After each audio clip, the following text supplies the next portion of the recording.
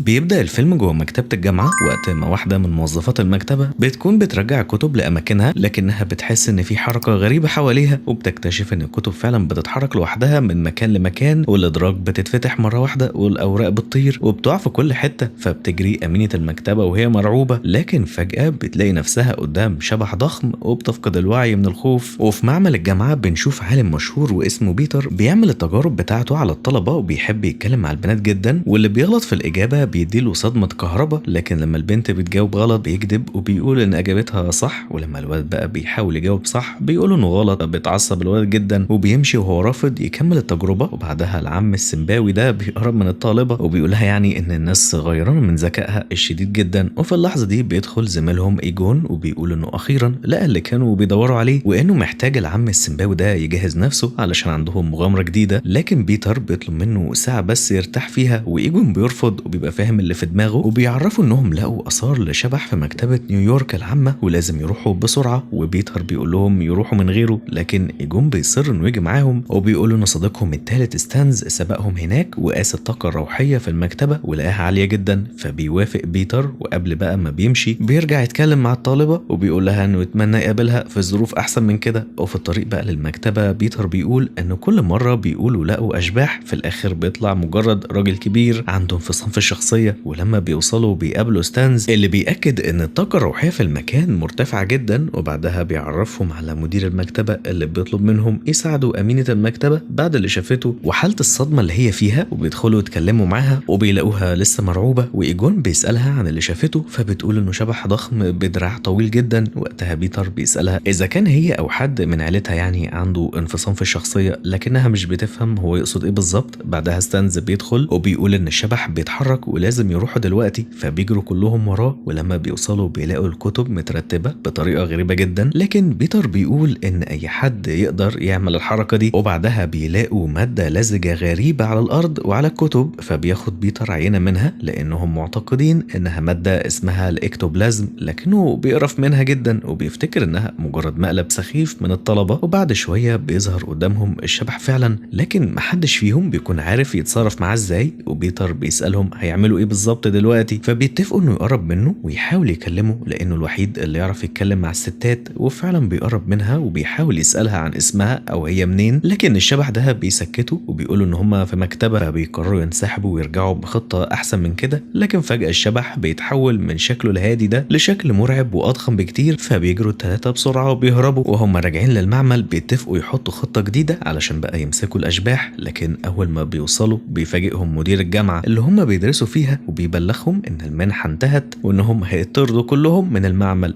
وبيسألوه عن السبب، فبيقول انه شايف ان بيتر واصحابه فاشلين جدا ومش هيوصلوا لاي حاجة. بعدها بيلاقوا نفسهم قاعدين في الشارع بعد طبعا ما المدير اخد منهم كل المعدات والادوات بتاعتهم وما بقاش عندهم مكان يروحوه. وقتها بيتر بيقترح انهم يفتحوا شغل خاص بيهم، لكن ايجون بيقول ان محدش فيهم معاه الفلوس اللازمة علشان يعملوا حتى نظام احتواء للاشباح. فبيتر بيأكد انه هيتصرف وبياخد ايجون للبنك وبيقنعه يرهن البيت، وبيفضل يقول له ان اغلب الناس دلوقتي بتشتغل وعليها ديون كتير ولازم دلوقتي ان شغلهم الجديد هيغطي التكاليف لحد ما بيوافق. وبعدها بيروحوا يشوفوا المبنى القديم عشان يأجروه طبعا كمقر ليهم، وكانوا ناويين يفصلوا شوية في السعر. لكن اول ما ايجون بيدخل وبينزل من العمود المخصص للنزول بيعجبوا المكان ده جدا، وبيقول انه خلاص هيشتري. بيقول كمان انه عايز يشتغل فيه، فبيضطر بيتر وستانز يوافقوا على السعر. في مكان تاني بقى واحدة اسمها دانا ساكنة في عمارة فخمة جدا بترجع البيت، فبتقابل جارها الرغاي اللي ما بيسكتش، اللي بيقول لها انها سابت التلفزيون شغال بصوت عالي وان ده عمل له مشكله ان المشرف كان عايز يدخل شقتها. فدانا بتستغرب لانها ما عملتش كده، واول ما بتدخل بتلاقي اعلان على التلفزيون لشركه مكافحه اشباح بيقول ان اي تصرفات غريبه في البيت سببها الاشباح. فبتقفل التلفزيون على طول وهي مقتنعه ان ده كلام فارغ. بعدها بتدخل المطبخ وبتحط كرتونه البيض في مكانها، لكن بعد لحظات بتلاقيها اتفتحت لوحدها والبيض بينفجر، فبتخاف جدا. بعدها بتسمع صوت غريب جاي من التلاجة، ولما بتقرب منها بهدوء وبتفتح باب التلاجة بتلاقي عالم تاني ووحوش عملاقة، فبتترعب وبتقرر تروح لشركة مكافحة الأشباح. ولما بتوصل الشركة بتلاقي المكان هادي جدا، فبتسأل الموظفة عن المسؤولين، وأول ما العم بقى السمباوي بتاعنا بيشوف إنها ست على طول بيروح وبيكلمها وبياخدها مكتبه، وبيتأكد الأول إنها بقى مش جاية تهزر أو تلفت الانتباه. بعدها بيسألها على طول عن عنوان بيتها، وبيقول لزمايله دوروا على معنى الكلام اللي قالته، وهو هيروح بنفسه يعاين البيت. وهناك بقى بيبدأ يفحص المكان بشكل كله هزار خالص. فبتقوله دانا إن تصرفاته شبه المهرجين، وإنه مش واحد متخصص ولا حاجة، لكنه بيتجاهل الكلام. وبيدخل بقى المطبخ وبيشوف آثار البيض اللي فرقع، لكن لما بيفتح التلاجة بيلاقيها طبيعية جدا وما فيهاش أي حاجة زي ما كانت بتقول. فدانا بتتضايق، بتأكد إنها شافت عالم تاني ورا باب التلاجة كان مليان وحوش، وكانت بتنادي باسم زول، لكنها بتبدأ تشك إنها اتجننت. وبيتر ما بيلاقيش أي دليل على وجود شبح، ودانا بتتعصب عليه وبتطرده. وبعدها بقى الفريق بيقعد ياكل بآخر فلوس معاه، ومش عارفين هيعملوا إيه ويجيبوا فلوس منين. لكن في آخر لحظة بيجي لهم اتصال من شخص بيقول إن عنده أشباح في الفندق، وبيديهم العنوان وبيطلب بقى منهم السرية التامة. فالموظفة بتضرب الجرس، فبتجمع التلاتة بسرعة شديدة وبيركبوا عربيتهم وبيتحركوا للفندق. وهناك بقى مدير الفندق بيقول لهم حاجة غريبة، إن النزلاء كلهم بيشتكوا من الدور ال12، فبيطلعوا على طول وهم قلقانين إن يبقى في أشباح فعلا. وهم في الأسانسير بقى الجون بيعترف إنه لسه ما جربش المعدات الجديدة ومش عارف هي هتنجح ولا لأ. وأول ما بيوصلوا بيشوفوا الخدامة فبيضربوا عليها بالليزر على طول، لكن بيكتشفوا إنها إنسانة عادية جدا وإنهم استعجلوا. وبعدها بيتفرقوا يدوروا على الشبح، وإيجون بيكون أول واحد يلاقيه، لكن برضه ما بيعرفش يسيبه بالجهاز، فبيهرب الشبح. بعدها الشبح ده بيقابل بيتر، لكن بيتر بيخاف منه وما بيرضاش يضربه، فبيغطيه الشبح بنفس المادة اللزجة اللي كانوا لقاها في المكتبة واللي كان قرفان منها جدا. بعدها بيفضلوا يطاردوه لحد ما بيدخل أوضة من أوض الفندق، فبيقفلوا عليه الباب وبيضربوه بالليزر وبيدمروا القاعة كلها تقريبا. لكن في النهاية بقى بينجحوا يقبضوا عليه وبيحطوه في مصيدة الأشباح، وبتبقى دي أول مرة ينجحوا فيها. ومدير الفندق بقى بيفتح القاعة وهو قلقان خايف إنها تكون متدمرة، لكن اللي حسبه لقاها بقى فعلا متكسرة كلها، وبيرفض يدفع لهم فلوسهم. لكن بيتر بيهدده إنه ممكن يرجع الشبح تاني، فعلى طول بيوافق يدفع. بعدها أخبار الفريق بتنتشر في كل وسائل الإعلام، ودانا بتشوف صورهم في كل مكان. ومع مرور بقى الأيام فريق مكافحة الأشباح ده بيبقى عنده شغل في كل المدينة ومش ملاحق، وبقى ليهم معجبين كتير، وكمان بيعينوا موظف جديد اسمه لانستر. بعدها بيتر بيقابل دانا تاني وبيقولها إنه لسه بيحقق في قضيتها، لكنه محتاج يقابلها مرة تانية علشان يكمل التفاصيل. وبيقنعها إن الوحش اللي شافته عمره أكتر من 6000 سنة ومن حضارة قديمة جدا، وكل ده علشان صاحبنا يقدر بس يقرب منها. فبتوافق، ولما بيرجع للمقر بيبدأ يشرح للموظف الجديد المعدات وإزاي بقى بيحجزوا الأشباح اللي بيقبضوا عليها. وبيتر بيقابل موظف من وكالة حماية البيئة اسمه والتر، والراجل ده بيدخل مكتبه وبيسأله عن الأشباح دي وهل هي حقيقة ولا لأ وعدد اللي قبضوا عليهم. لكن بيتر بيرفض يجاوب. وقتها والتر بيهدده إنه لو ما قالش كل المعلومات اللي هو عايزها يرجع بأمر من المحكمة علشان يفتش المكان كله. وساعتها بيتر بيوافق، بيقول له يجرب لو حابب. وفي نفس الوقت بقى ستانز بيقول أن عدد الأشباح بيزيد بشكل غريب في المدينة، وبعد ما عمل أبحاثه اكتشف إن مستوى الإشعاع الروحي ارتفع جدا، وإن عدد الأشباح هيبقى 4 أضعاف الطبيعي خلال فترة قصيرة، ومحدش فاهم السبب. وفي البرج السكني اللي دانا ساكنة فيه بيكون في تماثيل نمور فوق السطح، وفجأة واحد منهم بيبدأ يتحرك من مكانه. ودانا بترجع شقتها وهي مستنية بيتر يزورها، وبيجي لها اتصال من والدتها تطمن عليها. وبعد بقى ما بتقفل المكالمة بتلاحظ نور غريب خارج من أوضتها، وفجأة الأشباح بتمسكها وهي قاعدة على الكرسي وبتسحبها لجوه. وهناك بقى بتلاقي واحد من الوحوش اللي كانت تماثيله فوق سطح المبنى، وبتبقى مرعوبة منه جدا. وعلى الناحية التانية بقى واحد من الوحوش بيهجم على السكان وبيطارد واحد منهم لحد ما بيهرب، لكنه برضه بيلحقه وبيهاجمه. والناس اللي حوالين المكان ما بتبقاش فاهمة ايه اللي بيحصل ده. بعدها الشرطة بتوصل وبيكون بيتر معاهم وهو لسه مش فاهم اللي بيحصل برضه. فبيطلع لشقة دانا وبيلاقيها متغيرة خالص، فبتسأله إذا كان من فريق مكافحة الأشباح، لكنه بينكر في الأول. فبرضه بتقفل الباب في وشه، ولما بيخبط مرة تانية وبيعترف إنه فعلا من الفريق بتدخله. وأول بقى ما بيدخل وبيشوف العلامات الموجودة في الشقة بيفهم إن دانا بقى تحت سيطرة شبح، وبيحاول يكلمه وبيسأله عن اسمه عن طريق دانا. فبترد عليه إنه هو زول حارس البوابة. بعدها جسمها بيبدأ يطير في الهواء، وفي نفس الوقت جارها بيكون هو كمان اتلبسوا بقى شبح تاني اسمه فينز، وبيبقى هو حامل المفتاح. ودانا بتبقى حارسة البوابة، والاتنين بيخدموا جوزر المدمر العظيم. بعدها الشرطة بتقبض على فينز وبتوديه لمركز مكافحة الأشباح، وهناك بقى بيستلموا ستانز وبيعمل عليه الفحوصات اللازمة، وبيكتشف انه فعلا ملبوس بروح من الحضارة السومرية. وقتها شبح فينز بيشرح له ان الشبح هينزل على هيئة طائر عملاق، وان دي هتكون الاشارة اللي مستنينها علشان بقى يبدأوا يغزوا الارض. والسكرتيرة بتحذر ستانز من انه يتورط مع الشخص ده، وبعدها بيتصل بيه بيتر وبيقولوا ان واحد من اشباح السومريين ده اسمه جوزر سيطر على دانا، وانه اضطر يحقنها بمخدر، وكانت بتقول انها حارسة البوابة وكلام كتير من ده. وقتها ستانز بيقولوا انه قبض على حامل المفتاح، وانهم كده يتفقوا بقى انهم يفحصوا فينز اكتر ويحاولوا يعرفوا ازاي يوقفوا الاشباح دي من انها هتفتح البوابة. وتاني يوم الفريق بيتقابل في المركز، لكن موظف حماية البيئة بيوصل ومعاه امر من المحكمة انه يقفل كل الاجهزة، وبيتر وستانز بيحاولوا يمنعوه ويحذروه من اللي هو بيعمله ده، لكنه بيصر ينفذ القرار. واول ما النظام بيتقفل المكان كله بينفجر، وكل الاشباح اللي كانوا حاجزينها الفترة اللي فاتت